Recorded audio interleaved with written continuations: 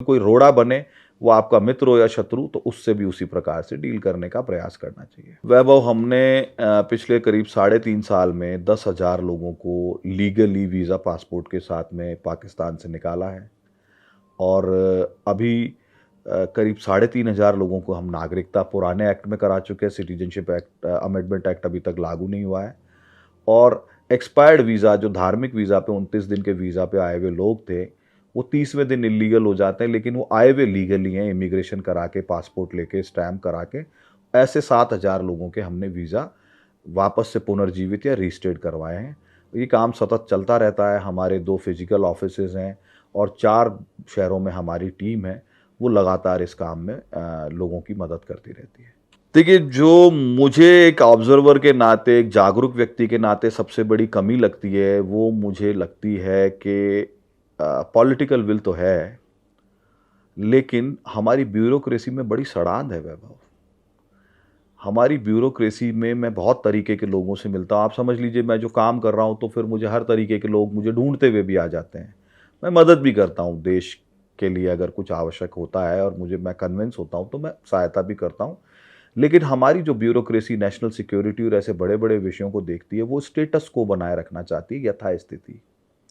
मुझे नहीं लगता कि प्रधानमंत्री जी तक, गृह मंत्री जी तक या रक्षा मंत्री जी तक सही फीडबैक ग्राउंड का पहुंचता होगा, क्योंकि वो इतने कमज़ोर प्रज्ञा के व्यक्ति नहीं है कि उनके पास सूचना पहुंच जाए और वो उस पे एक्ट ना करें। वो ज़रूर करेंगे, ऐसा मुझे विश्वास है और करना भी चाहिए। लेकिन हमारी जो ब्यूरोक्रेसी है, मुझे नहीं लगता वो ठीक तरीके से उन तक सब बातें, ग्राउंड के फीडबैक्स पहुंचाते हैं।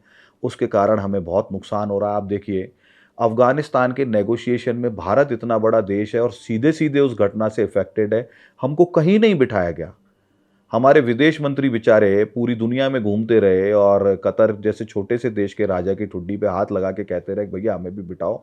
हमें कोई बिठाने वाला नहीं मिला, हमारे से बात करने वाला कोई नहीं मिला। ये क्या हो रहा है मतलब? अफ़गानिस्तान में आपने अरबों खरबों रुपए फूँक दिए, किसके पीछे फूँक दिए? अमेरिका के पीछे। तो अमेरिका तो अपना काम करके निकल गया और ये मरा हुआ साँप नहीं, ये जिंदा साँप है, आपके गले में डाल के चला गया। तो ऐसा कैसा एस्टेब्लिशमेंट है हमारा? ऐसे कैसे ये लोग काम कर रहे हैं? ऐसे कैसे ये लोग सोचते हैं? इनसे ज़्यादा क्या आपको और वैभव, मुझे दिखाई नहीं देता कि 28 जुलाई को तालिबान आ गया था काबुल के बाहर। 17 दिन तक क्या कर रहे थे बाहर वो? 80% अफगानिस्तान तो ले चुके थे। 15 अगस्त को ही क्यों घुसे अंदर? अरे भैया, 15 अगस्त को मैसेज देना था काफिरों के मुल्क को, भैया अगला नंबर तुम्हारा है। 9/11 की बरसी पे सरकार क्यों बनाई? अरे भैया, वो काफिरों के बड़े चौधरी है ना अमेरिका, उनको मैसेज देना था कि बेटा अब तुम्हारा, हम तुमको छोड़ेंगे नहीं। तुम अभी तो निकल तो गए हो यहां से, लेकिन तुम्हारा पूरा ग्लोबल पॉलिटिक्स का, जो जियो पॉलिटिक्स का तुम्हारा गेम है, उसको हम ही फेल करेंगे। पिछले 25 साल में वैभव, नॉन स्टेट प्लेयर्स ही फैसले करवा रहे हैं दुनिया में। क्या किसी को दिखाई नहीं देता? अरे आपको मेरे को यहां बैठ के दिख रहा है भाई। तो ये जो लोग हैं, फॉरेन पोस्टिंग चाहने वाले, अपने बच्चों को अमेरिका और यूरोप में पढ़ाने वाले हमारे ब्यूरोक्रेट्स, इनको शर्म नहीं आती क्या? क्या ये देश बेच के भाग जाएंगे दूसरे देशों में? ये मरने के लिए छोड़ जाएंगे क्या हमको यहाँ पे? इनको शर्म आनी चाहिए और ये शर्म जरूर आनी चाहिए और हम जैसे लोगों को वोकल होकर इस पे बात करनी चाहिए। सिर्फ व्यवस्था को अपीज करना आपका मेरा काम नहीं है। अगर हम 4 अच्छी बातों के लिए इनकी प्रशंसा कर सकते हैं, तो हम 5 खराब बातों के लिए इनके आंख में आंख डाल के कह भी सकते हैं कि भाई साहब, आप लोगों पे इतना विश्वास किया है, आपकी जिम्मेदारी है और आप नहीं निभाओगे तो कौन निभाएगा? इस जनता ने आपको अपना सिरमौर बना के वहां पहुंचाया क्यों है? क्योंकि हमने आपको अपना भाई माना है, अपना पिता माना है।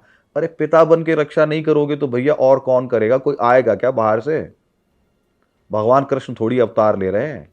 आप बैठे हो ताकत के साथ, एक जगह पे बैठे हो, पूर्ण बहुमत के साथ बैठे हो। अगर ये निकम्मे ब्यूरोक्रेट्स आपके काम नहीं करते तो तंत्र को बदलिए, लोगों को बदलिए, काम के लोगों को लाइए। हम जैसे लोगों को वॉलेंटियर करने के लिए बुला लीजिए, हमें तो कुछ चाहिए भी नहीं। पर हमारे जो बुजुर्गों का बलिदान है, जिससे ये मिट्टी सींची गई है, जिससे हमारा धर्म सींचा गया है, उसको बचाने के लिए जो कुछ करना पड़ेगा हम भी कर लेंगे। पर कम से कम विचारवान, प्रज्ञावान लोगों के साथ